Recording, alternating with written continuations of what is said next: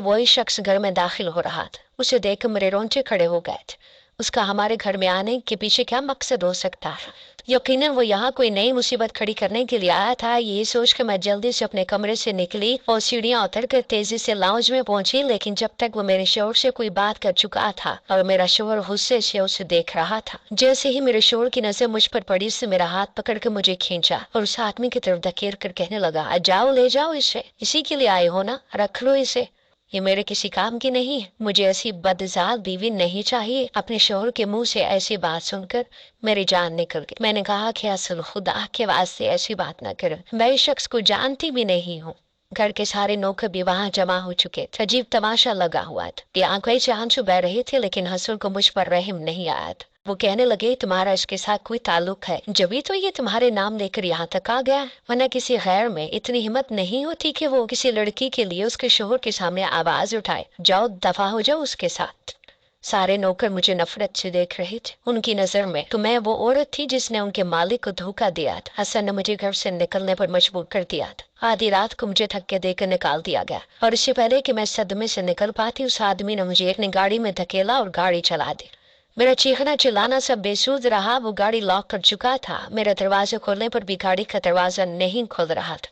मैंने गुस्से में उससे कहा कि दरवाजा खोलो और मुझे जाने दो, लेकिन वो तो जैसे बहरा ही हो गया था। मैं अब तक नहीं समझ पाई थी कि वो कौन है और मुझसे क्या चाहता है। मेरे शोहर ने क्यों मुझ पर एतबार न किया और उस आदमी की हर एक बात पर एतबार क्यों कर लिया? उस आदमी ने पता नहीं मेरे शोहर से ऐसा क्या कहा था कि मेरे शोहर ने आधी रात को ही मुझे घर से बाहर निकाल दिया था। वह आदमी बड़ी तेजी से सड़कों पर गाड़ी दौड़ा रहा था और फिर उसने मुझे आधी रात के अंधेरे में एक पागलखाने के सामने उतारा था। मुझे समझ नहीं आया था कि वो मुझे यहाँ क्यों लाया है। वो मुझे खींचता वह पागलखाने के अंदर ले गया। वहाँ एक कमरा बना हुआ था जिसमें सुर्ख रंग की लाइट जल रही थी और सुर्ख कमरे में ले जाकर उसे मेरा हाथ पांव बांध दिए। और फिर उस वक्त मेरी जान निकल गई जब उसने एक करंट वाली मशीन मेरे जिस्म के साथ जोड़ी और एक हल्का सा झटका मुझे दिया। मेरा सारा वजूद लरज उठा। एक हल्के से झटकने ही मेरी जान निकाल दी थी।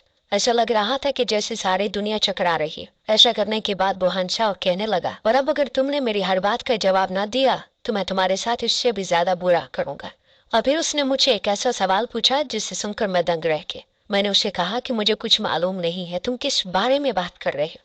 मेरी बात सुनकर उसका चेहरा गुस्से से सुर्ख हो गया और कहने लगा, तुम बहुत ही ढीठ हो, हमारी सोच से भी कहीं ज्यादा चालाक निकली हो, लेकिन याद रखना हम तुमसे सच उगलवा कर रहेंगे।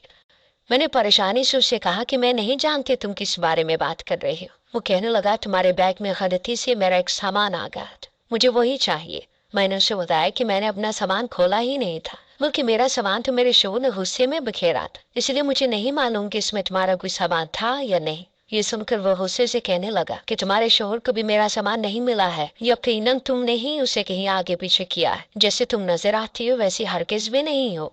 उसके बाद सुनकर मैं शॉक्ड रह गई। उसे कैसे मालूम था कि मेरे शोहर को मेरे सामान में क्या मिला है और क्या नहीं? और जब यही सवाल मैंने उससे किया तो जो जवाब उसने मुझे दिया वो सुनकर तो मेरे रहे से ही औसान भी खता हो गए। वो कहने लगा कि मैंने पहले तुम्हारे शोहर से ही वो सामान मांगा था, लेकिन उसे वो सामान ना मिला। यकीनन तुमने ही उसे कहीं छुपा दिया। हर बात मेरी समझ से बाहर थी। पहले उस आदमी का मेरा पीछा करना, मुझ पर नजर रखना, और अब ये कहना कि मेरे शोहर से उसकी बात हो चुकी है। मैंने कहा, तुम मुझे ठीक तरह से बताओ, तुम कौन हो, क्या चाहते हो, किस सामान की बात कर रहे हो, और मेरे सामान में तुम्हारी कोई चीज कैसे आई है? फिर उसने मुझे बता दिया कि वो कौन है और किस सामान की बात कर रहा है। सच इतना भयानक था जिसे सुनकर यकीन करना भी मुश्किल था। कितने ही लम्हे मैं सकते के आलम में उसे देखती रह गई।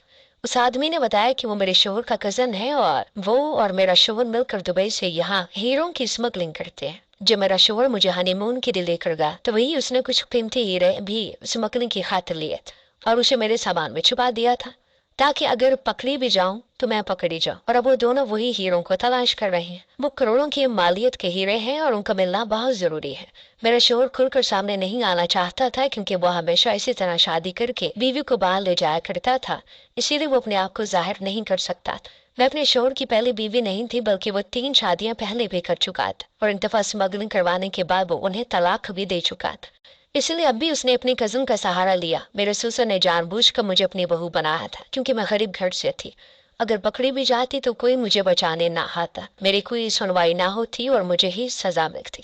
दरअसल मेरे ससुर का यही तो कारोबार था। वो उनका बेटा और मेरे शोहर का कजिन मिलकर स्मगलिंग का काम ही किया करते थे और मुझे शादी के नाम पर मोहरा बनाकर इस्तेमाल किया जा रहा था। अब मुझे समझ आई थी कि शादी के अगले ही दिन मेरे ससुर ने मोहब्बत से मेरे हाथ में हनीमून के टिकट क्यों पकड़वाए थे। दरअसल वो तो मेरे जरिए हीरे स्मगलिंग करना चाहते थे, लेकिन हैरत की बात थी कि ना ही मुझे इस हीरे के बारे में कुछ पता था और ना ही मैं जानती थी कि अब वो कहाँ है। मैंने तो किसी भी सामान को हाथ तक नहीं लगाया था, इसीलिए वो जहाँ कहीं भी रखा गया था वहीं से मिलना चाहिए थे। लेकिन वो आदमी कह रहा था कि अब वो हीरा मेरे सामान में मौजूद नहीं है। मैंने उस आदमी से कहा कि जहाँ तुमने मेरा सामान में हीरा रखवाया था वहीं तलाश करो। वो कहने लगा, एक छोटा सा सुर्ख रंग का डिब्बा था तुम्हारे सामान में, उसी के अंदर तुम्हारे शोहर ने वो हीरा छुपाया था, लेकिन अब वो डिब्बा तुम्हारे सामान में नहीं है। ये सुनकर मेरे होश उड़ गए, क्योंकि वो सुर्ख रंग का डिब्बा तो मैंने अपनी बहन की खातिर खरीदा था। उसके अंदर एक घड़ी थी, मैं दुबई से अपनी बहन को तोहफा करने के लिए घड़ी खरीद कर लाई थी। मुझे क्या मालूम था कि मेरे शोहर ने उस घड़ी के डिब्बे के महमल के नीचे हीरा छुपाया हुआ है। जब हसन को तलाश करने पर भी वो हीरा ना मिला तो उसने अपने कजन से कहा कि वो मुझे यहाँ ले आए और टॉर्चर करके मुझसे सच उगलवा ले।